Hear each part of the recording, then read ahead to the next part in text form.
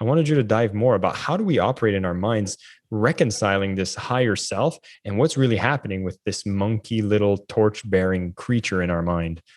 Yeah, it's funny because you mentioned procrastination, which is another thing I've written about and done a talk about.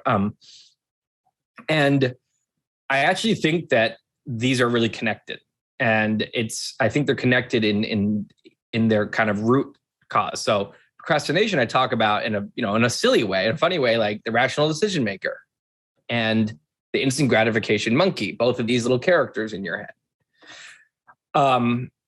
But I think that's kind of how I think these are real things. This idea of this voice in your head that knows what you should do and knows what your real values are and wants to live by them and wants to have the right habits and wants to treat everyone the right way and wants to have the right work ethic and all this stuff.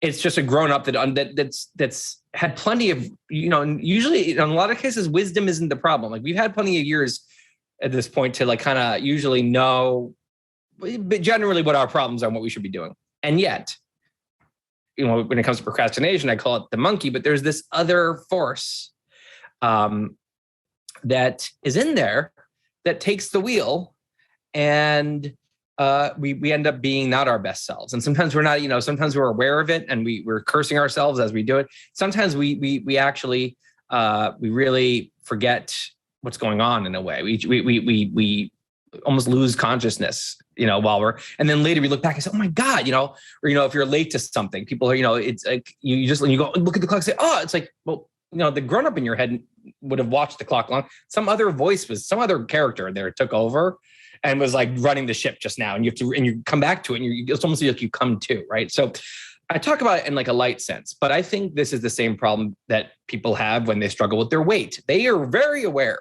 It's not like they don't realize that ice cream is fattening. No one's told them. No, they know what the right and wrong things are. And yet they do the wrong things. Addiction, many other topics like this. It's in a lot of ways the same story. And so I started looking around at the society around me, and I realized I think this is another one of these examples. I think this is another situation when there's two kind of characters going on, and they just like they have different opinions on work ethic and whether we should work right now, and the what I think of as the primitive mind, which is what I call the instant gratification monkey. But the primitive mind is this this kind of automated software, survival software for a primate. Like what you actually are, you're a primate, an ancient primate that's like, supposed to be in the forest somewhere or in the plains, like surviving.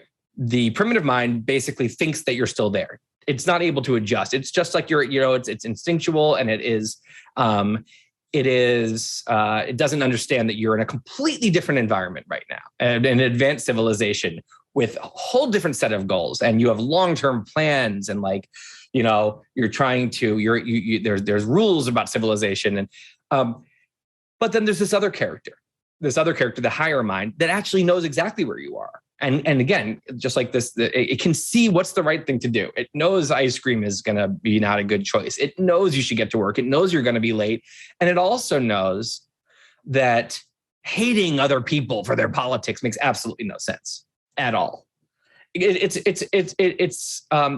knows that if you knew them better, you wouldn't hate them at all. If you knew them really well, and you keep thinking, well, how about the really worst? Oh, no, get even deeper. Think of the people you hate the most, right? For their politics or whatever reason, and keep digging. Okay, so now you go and you watch them at dinner with their family, and you're like, oh, okay, well, they have a family, and okay, maybe that doesn't work. Maybe they're being a dick with their family. Okay, and you're like, yeah, see, they're awful. And then you go and you actually like hear them with their therapist. They're talking about their childhood. Maybe you go watch a snippet of their childhood and you're like, oh, okay. Maybe you get in their head and you feel what it's like to have this anger problem they have that they wish they could control. It's almost no one you can hate when you keep going to this level. So the higher mind knows all this. The higher mind thinks tribalism is as stupid as eating, way too much ice cream or procrastinating and things like, stop it. This makes no sense. The primitive mind, in the world the primitive mind thinks it's in, tribalism is the name of the game. The people who weren't tribal enough, they didn't survive. The tribal people, they stuck together. They could dehumanize the other tribe, so they were more likely to be fierce with them. If a nice tribe meets a fierce tribe, who one tribe dehumanizes other tribes and the other tribe humanizes everybody, the humanizing tribe isn't around anymore. The dehumanized tribe, that's all of our ancestors. So we are, we're a handful of people on this planet right now. And so now you take those people that were really good at ancient survival. Those are kind of scary people. And now all of their descendants are now in a completely different world where you're supposed to be civilized. And what are we going to do? Our primitive mind is going to be looking for its familiar framework. Where is the tribalism? Who are the good guys? Who are the bad guys? How can I make sure I'm one of the good guys? I want to belong. And so religion has often been one of these things, ethnic tension. And in the case of America, I think it's politics has become the thing. And I don't think it's anything about politics in particular. The primitive minds, they are looking for some kind of tribal framework to latch onto. And politics has become that in the US.